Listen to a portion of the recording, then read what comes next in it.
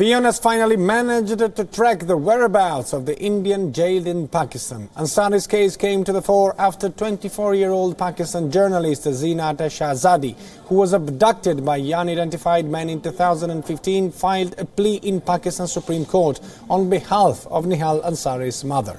According to reports, Ansari came to Pakistan pursuing his love affair with a girl over the internet. Later, the girl invited him to her home, Kohat city, where he was taken into custody. Despite having entered Pakistan on a valid visa, Nihal Ansari was arrested by Pakistani agencies. Nihal was convicted for espionage and sentenced to 3 years imprisonment by a Pakistani military court. Meanwhile, Nihal's counsel, Qazi Mohammed Anwar, has filed a petition in the Peshawar High Court seeking his release since he has already completed 3 years of his sentence. The next hearing in the case will take place on November the 1st.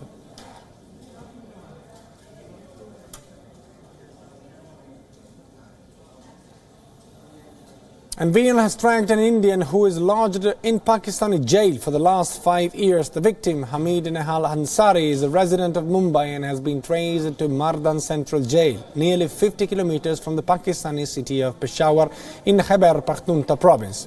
Nihal had been in Pakistani police custody after he crossed into Pakistan from Afghanistan, where he went to look for a job in 2012. WION's Islamabad Bureau Chief Taha Siddiqui was also briefly detained by Pakistani authorities while tracking jailed Nihal Ansari.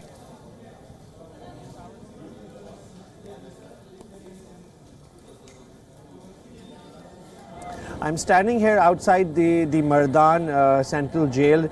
Behind me you can see this is the road that leads to the Mardan Central Jail, and it is here where the Indian national Hamid Nihal Ansari is incarcerated right now since his conviction in 2016.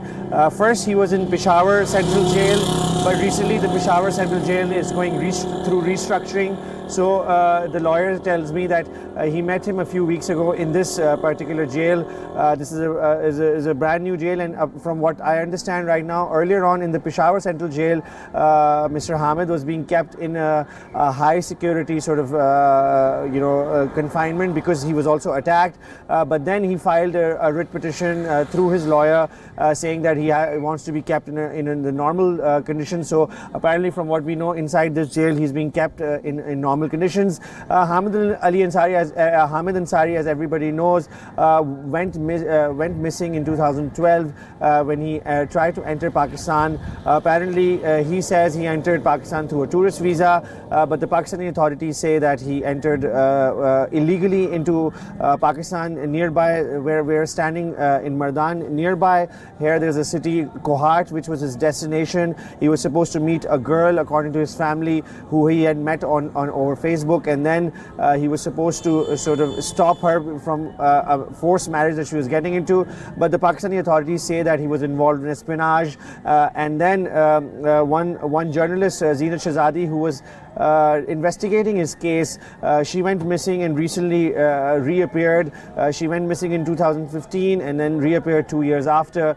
She was investigating the case of Hamid Ansari, who's in this jail behind me, and then in 2016 we saw Hamid Ansari also coming to the foreground and sort of appearing, and the government was told that he is in military custody, and a military court has tried him out and found him and convicted him for espionage for 3 years. Right now, from what we understand, Hamid has filed a petition at the Peshawar High Court for remission, for saying that he was arrested in 2015, so his 3 years of sentencing that he got for espionage, that should finish earlier, but according to the authorities, they say that that kind of remission cannot be applied. The jail authorities here are saying that because he was involved in anti-state activities, according to his challan, according to the charges against him, he will not get that remission sort of relief, and that's why his lawyer has gone to the Peshawar High Court, and his hearing is set for next week. And I'm joined on the phone line on this story to understand a little bit better also the legal process involved by Jash Uppal, who is a human rights activist and lawyer based out of London. Thank you very much for joining us on the broadcast. So the first question to you is, what can be a legal way out for Ansari, who has been detained in Pakistan on charges of espionage, but it seems without too much solid evidences? Good morning. Thank you very much for inviting me. The truth of the matter is he should have been released several months ago because the court order in Pakistan has ordered his release. He should have been released. So I see no grounds as to why they are detaining him. As you've outlined in your report preceding this interview, he has served or has been in custody for over 3.5 years in remand, and then he was court-martialed. I have no clue as to why he was court-martialed, because he is a civilian. He served his sentence. He's been punished enough. It is correct he shouldn't have entered the country with the wrong documents, but this is ridiculous that he's been incarcerated for such a long time. Obviously, it's against his human rights. So he should be released forthwith. There does not appear to be any ground as to why he is detained, because he has served his punishment, the sentence he was given on remand. So, ma'am, we can talk about illegal detention probably, isn't it? That is a possibility. They do not have any grounds to detain him. They denied originally that he was in Pakistan, then admitted he was, and then he was court-martialed. This appears to be a kangaroo court, but the Peshawar High Court did say that he should be released, and they're not even following the orders of their own courts. So, this is intolerable, that they have to respect the rule of law and release him forthwith. He's no good to them. He's got parents, he's got brothers back home who are waiting. They were unaware as to where he was for such a long time. That's punishment enough. His parents and family and friends are being punished.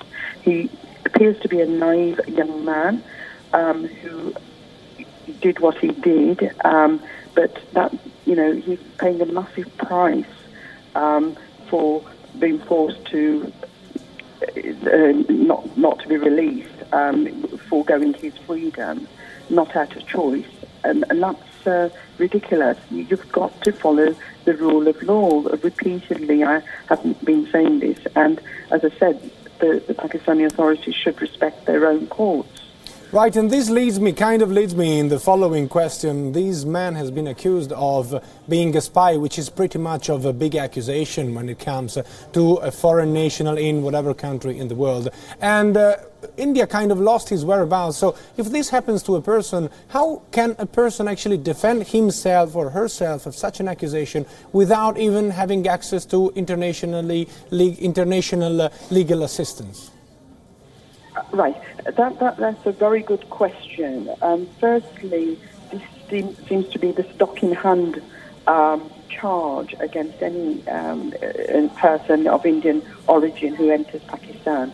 Obviously, if they're Indian and they're in Pakistan, they've got to be spies. That is absolutely ridiculous. It makes a mockery of the law. Secondly, they never provide, these authorities never provide the grounds or the evidence to support that these people are spies. And, this is ridiculous. It's once again about observing the rule of law, and, it has to be demonstrated. You can't just randomly or arbitrarily accuse somebody of being a spy. This is absolutely ridiculous. It's making a mockery of the law, the home law as well as the international law. They haven't provided any information to Hamid's parents or the Indian government as to what he was supposed to be spying on. It's ridiculous. As I say, it's a stock-in-hand accusation against an Indian national being in Pakistan. I'm sure it doesn't do their tourist industry any good. They really need to grow up and participate in the civilized world and respect their own laws as well as international laws.